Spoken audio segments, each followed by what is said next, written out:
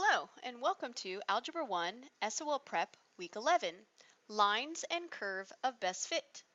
To find the line or curve of best fit for a given data set, we're going to use the Stat button.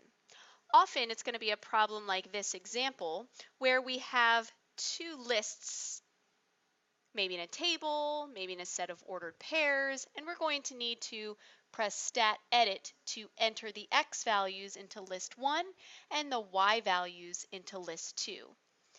Then we press Stat and scroll over to the Calc menu to get the equation.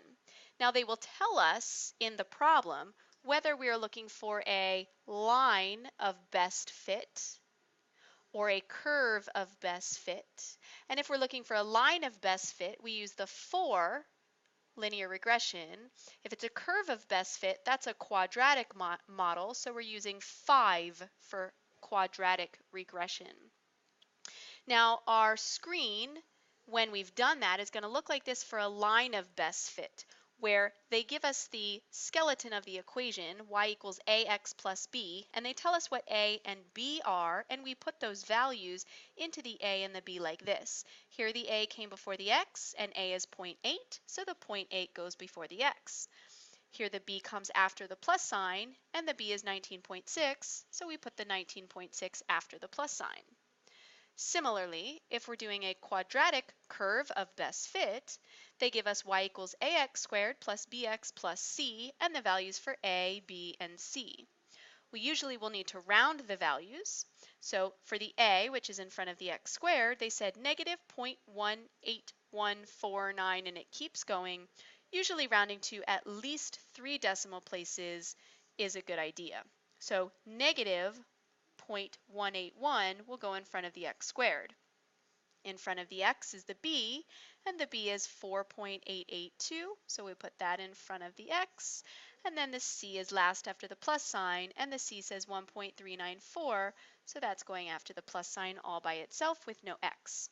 Don't forget when you write your equations to write the x where it's supposed to be, or the x squared and the x where they're supposed to be as well. Also, the plus or minus signs are very important. Let's look at example number 1. The table shows the number of clients at a restaurant per day and the amount in tips received that day. Which equation most closely represents this data set? Now, here, they did not tell us that we're using line of best fit or curve of best fit. But if we look at all the choices, notice they all have just x to the first. None of them have x squared. So we know because of that, we're doing the line of best fit. So we'll be choosing choice 4 for the linear regression. Let's go to our calculator now so we can enter in this data. So we press the Stat, Edit. If I have stuff in my list, I'll go up and press Clear, Enter, to get rid of the values, and then I'll type the lists in. The first list, or the X values, go in list 1. I just type each number and press Enter to get to the next cell.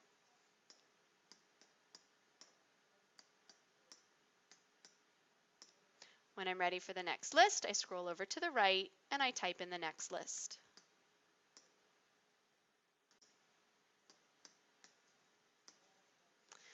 My lists have the same amount of values in each, so I know I'm headed in the right track. Now I go to Stat, over to Calc, and down to 4 for my first choice of a line, linear regression. And now you see I need to get to Calculate. It's using list 1 and list 2, so I press Enter until I get down to Calculate and Enter one more time. And there is my equation with my values for A and B. So I see that I'm going to be using approximately 2.2 for the A, and I see the only choice that has that is choice B. Let's check that the second number is correct, and it is. B is my correct equation.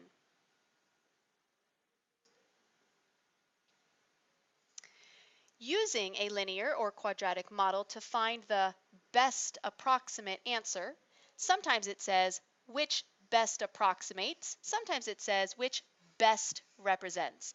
Keyword here is best. That means it's not necessarily exact. It'll be close.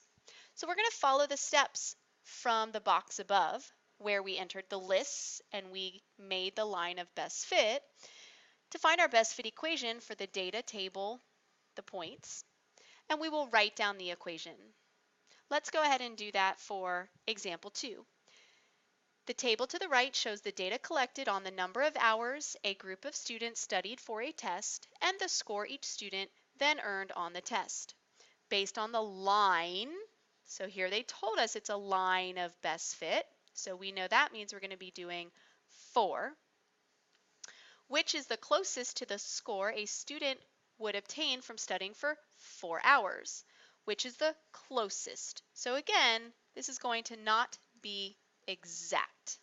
Let's go to our calculator and enter in these lists from the table. So again, stat, edit, and I'm going to need to clear out the data that's already here. Up, clear, enter, up, clear, enter. We can always reset the calculator if needed, and then I'll start typing my lists. Now that I have my lists entered, I will press Stat, Calc, and I'll go down to Linear Regression, choice 4, and press Enter until I get down to Calculate and enter one more time. And there's my line. I'm going to write down at least 3 decimal places. So 6.273 will be the first number. So y equals 6.273x plus, back to my calculator to see the second number, is 49.779. 49.779. So using my calculator, I now have my line of best fit equation. Next, I need to find the closest to the score a student would obtain from studying for 4 hours. So notice the study hours is the x. The answer, the test score, is the y. So they're asking, when x is 4, what do we get for y? So instead of x, I'm substituting 4. So back to my calculator, I'm going to store that value for x. 4 store x. Enter. And now I'm going to type what y equals, but using the x. 6.273x plus 49.779. Enter. And I get 74.871, which is closest to that. 75 is closest, so B is the correct answer.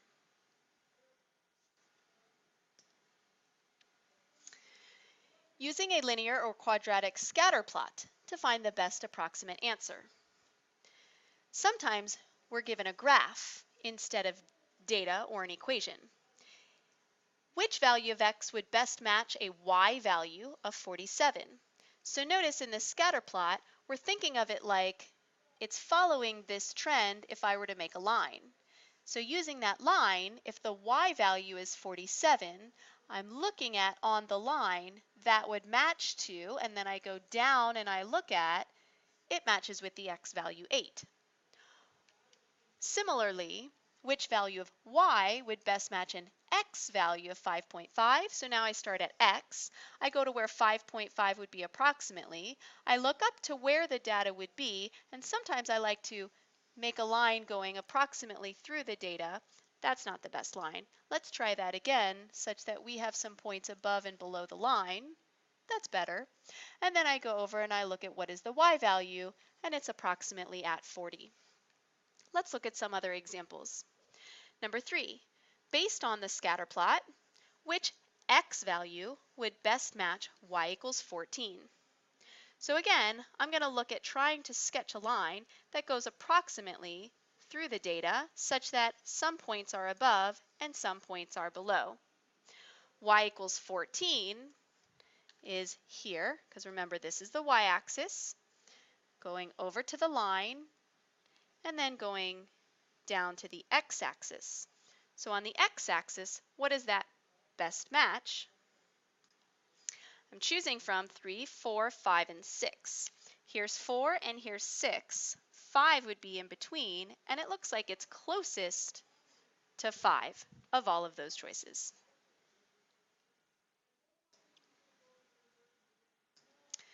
Example 4.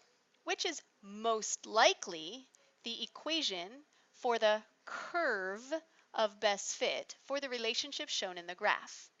So one thing we can do here if we want to is notice that because it's a curve, this is a quadratic model, a parabola, it has to have x squared in it. So right away we could eliminate a and b. Now if we have no idea whatsoever, we can always go ahead to our calculator and y equals and graph all of those choices. So I'm going to my y equals menu and I'm going to type in all 4 of these. And we'll pretend that we didn't know about the x squared, so we'll type in the first 2 as well. 6x, y equals 6x plus 8.4, and then 8.4x plus 6, 0.6x squared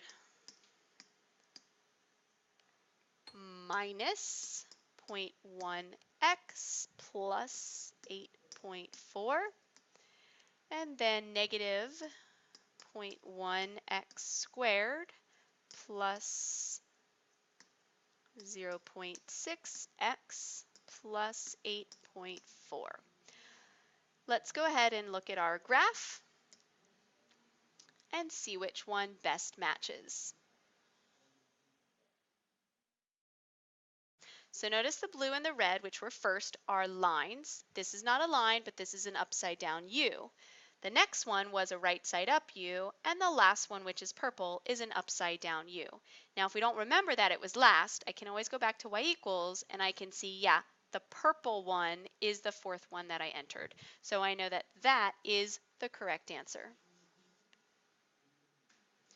Number 5, which equation best represents the data set given here? So I could plug these in to my lists and make an equation. But since some are curves and some are lines, that might be the longer way to do it. So like I did in number 4, I'm going to plug all of these choices into my y equals of the calculator. Let's start by doing that. I'm going to clear what's here